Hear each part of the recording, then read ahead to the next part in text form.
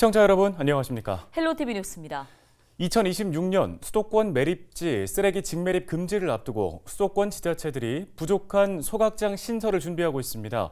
하지만 입지 선정이 어려워서 진전을 보이지 못하고 있는데요. 네, 우리 지역 상황 어떤지 자세히 살펴보겠습니다. 이권성 기자가 화상 연결돼 있습니다. 자, 이 기자, 인천시 상황부터 좀 살펴볼까요? 네, 인천시는 최근 새로 짓는 자원순환센터에 이 주민들이 원하는 쇼핑몰과 문화시설 등 편익시설을 조성하겠다고 밝혔습니다. 환경오염을 걱정하는 시민들에게 파격적인 인센티브 계획을 내놓은 건데요. 자원순환센터의 외관도 해외의 경우처럼 획기적인 디자인으로 지어서 지역 명소가 되도록 만들겠다고 밝혔습니다. 신규 소각장 입지 선정을 두고는 시민들의 부정적 시선을 바꿔보고자 시가 꺼낸 계획들입니다. 네, 인천시가 지난 박남춘 인천시장 임기 때 4개 신규 소각장 신설 계획을 밝힌 바 있는데 그동안 어디에다가 이제 짓느냐를 두고 주민 설득이 어려웠거든요. 지금 어떻게 진행되고 있습니까? 아직도 입지 문제는 해결하지 못한 상황입니다. 인천시는 2026년 수도권 매립지 쓰레기 직매립 금지를 앞두고 동부와 서부, 북부권에 각각 하루 처리용량 240톤에서 300톤 규모의 소각장이 필요하고 또 남부권에는 최소 하루 645톤 처리 규모의 소각장이 필요하다는 입장인데요. 권역별로 어디에 또 어떻게 설치할 것인지는 정하지 못했습니다. 부평 계양 지역인 동부권은 부천시가 함께 쓸 광역 소각장을 건립할 수 있는지 부천시의 판단을 기다리고 있고 또 중동 옹진 지역인 서부권은 입지선정위원회를 구성해 입지 후보지 타당성 용역을 진행 중인데요. 내년 2월까지 입지 후보지를 선정합니다.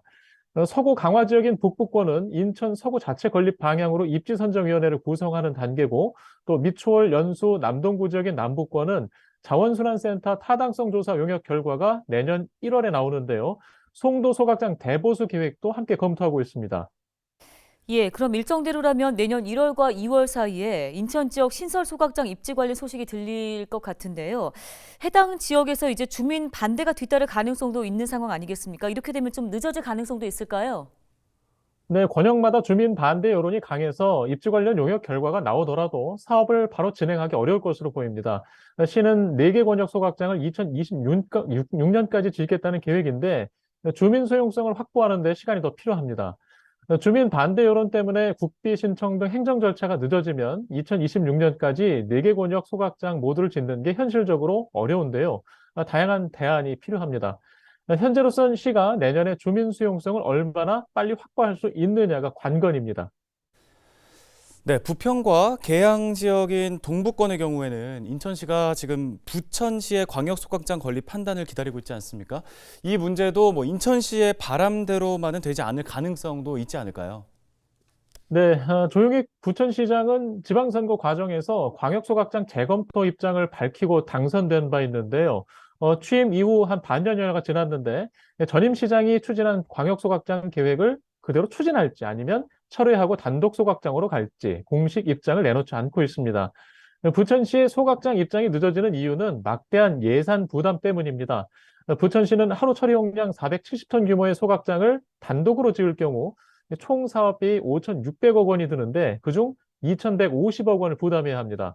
하지만 부평 계양과 강서구가 함께 쓰는 900톤 규모의 강역 소각장을 짓게 되면 정부와 해당 지자체 사업비 분담을 통해서 총 사업비 7,700억 원 중에 880억 원 정도만 부담하면 됩니다. 계산상으로는 부천시 예산 1,270억 원을 줄일 수 있다는 게 민선 7기 부천시의 계획이었습니다. 민선 8기 또 조용익 부천시장은 조만간 입장을 내놓을 가능성이 큽니다. 취임 이후에 주민 의견을 다시 확인하는 과정이 충분했고 또 비용보다 발생지 처리 원칙이 우선이라는 지역사회의 광역 소각장 반대 여론이 여전히 바뀌지 않았기 때문입니다. 예, 그럼 부천시가 단독으로 소각장 건립을 추진할 가능성이 높은 걸로 볼 수 있을까요? 네, 현재로선 단독 소각장 건립을 공식화할 가능성이 더 많아 보입니다. 그렇게 되면 인천 쪽에서 이제 바빠질 것 같은데요. 부평 계양 동부권에 소각장 신설을 새로 준비를 해야 하는 상황인 거죠? 그렇습니다. 만약 부천시가 단독 소각장 쪽으로 선택을 하게 된다면 인천 동부권 신규 소각장이 필요한데요. 이 3기 신도시인 계양 테크노밸리나 계양구 외곽 다른 지역에 들어설 가능성이 있습니다. 다른 권역보다 준비가 늦어졌기 때문에 인천시도 서둘러 대응할 것으로 보입니다.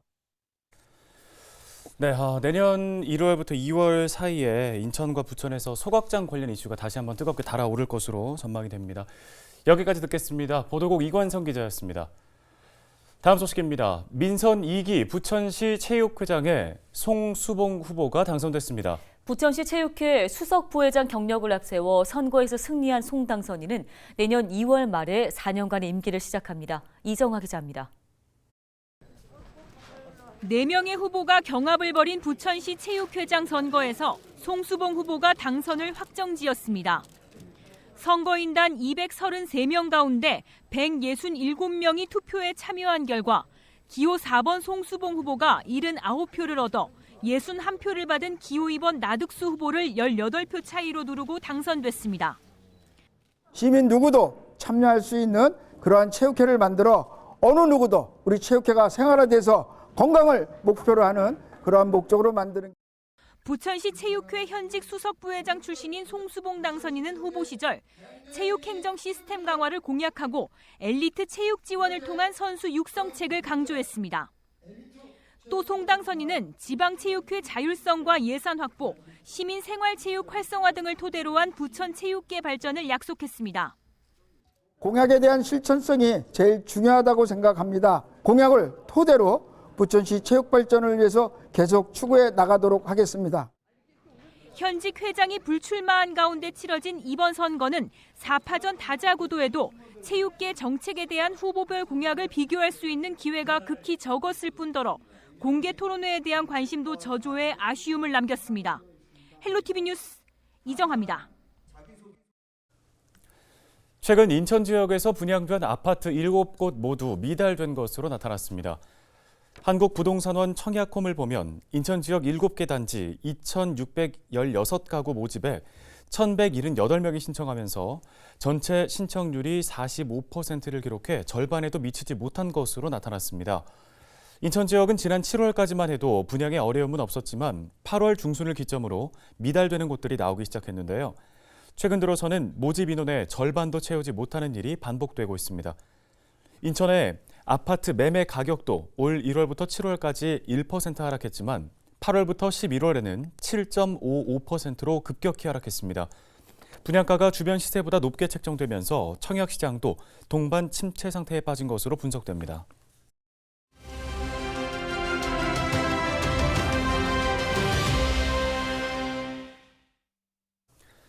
다음 소식입니다. 앞으로 부천시에서 화물 자동차의 각종 위법 행위를 신고할 경우 최대 20만 원의 포상금이 지급됩니다. 네, 관련 조례를 대표 발의한 박순희 인천시 의원 전화 연결해 보겠습니다. 안녕하십니까?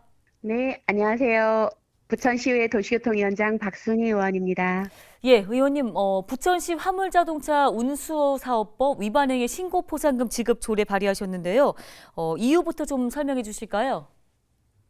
아시다시피 법률에 금지 행위가 있고 벌칙 규정이 있어도 이를 직접 단속하는 행정력은 한계가 있을 수밖에 없습니다. 그럼 어떻게 하면 좋을까 고민을 했지요. 그런 과정에 모든 시민이 감시자가 될 수 있는 신고 포상금 제도를 도입하면 좋겠다고 생각을 하게 됐습니다. 시민이 직접 참여하는 예방적 관리체계 구축과 제도적 장치로서의 신고 포상금 제도를 운영해서 화물자동차 운수사업법 위반 행위자에게 경각심을 일깨우고 이를 통해 건전하고 공정한 화물자동차 운송을 도모하고 공공복리 증진에 기여하고자 발의하게 되었습니다. 네, 그러면 이 조례에 담겨 있는 주요 위반 사례 좀 살펴주실까요? 제가 이번 조례를 준비하면서 가장 신경 썼던 위반 행위는 유상 운송 행위인데요. 개인이 소유한 자가용 화물자동차로 돈을 받고 화물 운송용으로 제공하거나 임대하는 걸 유상 운송 행위라고 합니다. 다음은 화물 운송을 위탁받은 운송사업자는 해당 운송사업자에게 소속된 차량으로 직접 운송해야 한다고 정해져 있으나 이를 위반한 행위이고요. 또 운송사업자가 자기의 명의로 운송계약을 체결한 화물에 대하여 그 계약 금액 중 일부를 제외한 나머지 금액으로 다른 운송사업자와 재계약하는 행위와 운송주선사업자는 화주로부터 의뢰받은 중개 또는 대리화물을 금전을 받고 다른 운송사업자에게 넘기는 행위를 위반 행위로 규정하고 있습니다. 그리고 고장이나 사고 난 차량 등 화물의 운송과 관련하여 자동차 관리 사업자와 부정한 금품을 주고받는 행위 또한 위반 행위로 볼 수 있습니다. 이건 보조금과 관련된 위반 행위인데요. 유가 보조금이나 수소 화물 자동차 구매 보조금을 거짓이나 부정한 방법으로 지원받은 경우가 있습니다. 마지막 위반 행위로는 허가 또는 변경 허가를 받지 아니하거나 아니면 허가 또는 변경 허가를 거짓이나 부정한 방법으로 받고 화물 자동차 운송 사업을 경영하는 행위가 있습니다. 네, 끝으로 이번 조례를 통해서 기대되는 사회적 효과들은 어떤 것들이 있을까요? 우리가 흔히 말하기를 물이 고여 있으면 썩는다고 하지요. 작은 돌멩이라도 던지면 그 돌멩이로 인해서 작은 파장을 일으키고 그런 파장들이 합쳐지면 변화를 가져올 수 있다고 믿고 있습니다. 이번 화물자동차 신고 포상금 제도도 비슷합니다. 당장 이 조례만으로는 화물자동차 운수사업법에서 정한 불법 행위를 막기에는 많이 부족할 겁니다. 그렇지만 그동안 화물자동차 업계에 만연해 있던 단속할 행정력이 부족하니 단속 못해, 나만 아니면 돼. 더 이상 이런 인식이 굳어져서는 안 된다고 생각합니다. 현재를 살아가는 우리 모두가 언제 어디서나 법을 지키며 양심을 지키며 평화롭게 그리고 정정당당하게 살아가는 게 뒤처지는 일이 아니라는 걸 보여주고 싶었습니다. 전체적으로는 그렇게 되길 바라는 마음으로 준비했고요. 당면하게는 그동안 만연해 있던 화물자동차 운수사업법 위법 행위들이 근절될 수 있는 첫걸음이 되기를 간절히 바랍니다. 네, 알겠습니다. 말씀 여기까지 듣겠습니다. 부천시의회 박순희 의원이었습니다.